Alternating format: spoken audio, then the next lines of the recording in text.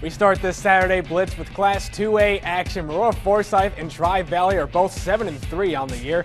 The Trojans hoping to advance. We start first quarter, 8-0 Maroa-Forsyth. Jack Hockaday with the QB keeper from 5 yards out. Conversion no good, but it'd be 14-zip Trojans. 14-6 now. Hockaday takes the direct snap, and he decides to go the distance. 61 yards for the score. They continue to light up the board. The Trojans decide to go for two. Hockaday back to pass. Decides to dump it off to Logan Alsup. That conversion is good. The Trojans avenge last year's semifinal loss. 48-21 the final. Sangamon Valley and Villa Grove meeting in Class 2A action. Second half, Villa Grove receives the punt. Dalton James fields it and takes it down he takes about 40 yards. He goes about 40 yards before he gets pushed out of bounds. And Sangamon Valley stingy on defense. Mason Hutchins gets the backfield tackle for a loss on the play. Then same drive, Ty Summer comes through unblocked and he lays down the QB for the sack. The Storm hang on to win 13-6. Other scores in Class 2A, Tuscola defeats Shelbyville 28-19. Illini West shuts out Georgetown Ridge Farm 22-0. And Nokomis was unable to score. They fall to Lawrenceville 32-zip. Athan wins big 48-7. Then moving over to Class 1A, Triopia wasn't able to come back. Carlton defeated them 43-6. And South Fulton falls to Arcola 40-7. And Bismarck Henning wins 42-0. And Leroy wins in a shootout 54-34. To Class 3A, a pair of 7-2s meeting each other in the postseason. And whoever wins will face Williamsville next week.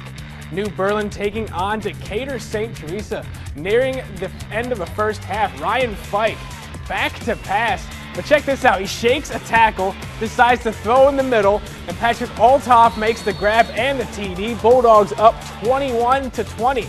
Third quarter, Fike tries to hand off the ball, but it's bobbled, bodies are everywhere.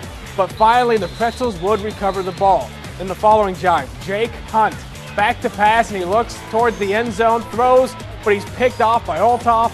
The Pretzels would come back and win, however, 42-28.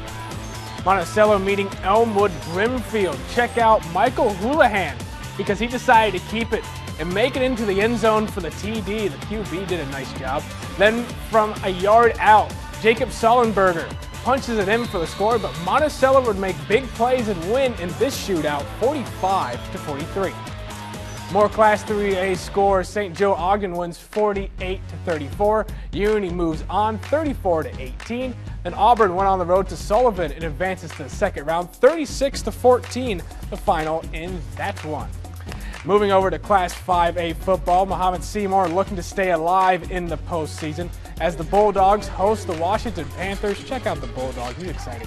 Mahomet dancing in circles around Washington. Third quarter, Joe Kinney back to pass, can't find anyone open. He decides to tuck it and run and make it 27 yards in for the score.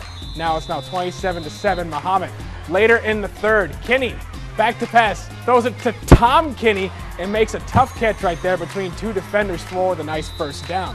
And fourth quarter, Washington driving, but the Bulldogs jump the pass route for the big interception. Mahomet-Seymour wins 27-7. Champaign Central meeting Metamora. Then we got Walker Stillman. He fakes the handoff, back to pass, he looks downfield and finds Jamal Stuvall for a nice huge gain right there. That would set up a field goal.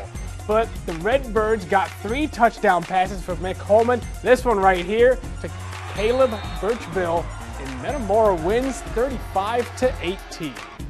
Another final score in Class 5A, Mattoon unable to get anything against Highland, 57-26.